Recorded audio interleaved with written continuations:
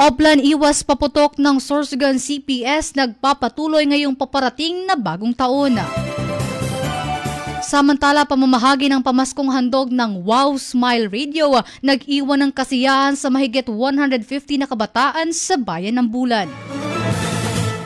At para sa huling headlines, siyam na PNP Kasurog Cops promoted sa ranggong Police Lieutenant Colonel. Yan na po ang headlines na tampok sa Bicol Network News.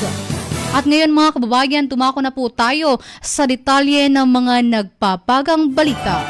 Ang detalye ng mga balitang inyong maririnig ay hatid po sa atin ng GSAC, Valiant Security Training Center, One Stop Farm Supply, R4 Tech, Peter Paul Philippine Corporation at ng Cucina Sebastian.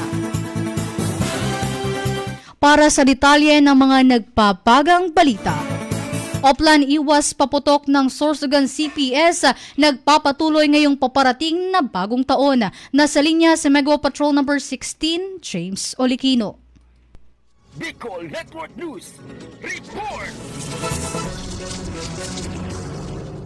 Inihayag ni Police Lieutenant Colonel Christopher Adobiso, hepe ng Sorsogon City Police Station, na nagpapatuloy ang kanilang Oplan iwas paputok lalo na ngayong papalapit na ang bagong taon. Sa panayam ng Wow Smile Radio kay Police Lieutenant Colonel Adobiso, mayroon aniya silang mga nakalatag na polisiya at mga designated areas kung saan lamang maaaring magtinda at magpaputok. Ayon kay Adobiso, sa kanilang isinasagawang inspeksyon, ang mga regulated na paputok lamang ang maaaring ibenta at bilhin ng mga konsumidores. Dagdag pa ng kada barangay ay mayroong tinatawag na firecracker zone kung saan doon lamang maaring magpaputok. Samantala, muling nagpaalala si Adobiso sa publiko na mag-ingat sa paggamit ng paputok dahil layunin din ng kanilang departamento na maging zero casualty sa darating na taong 2025. Para sa Bicol Network News, ito si Mega Patrol numero 16, James Olikino, tatak tunay na serbisyo.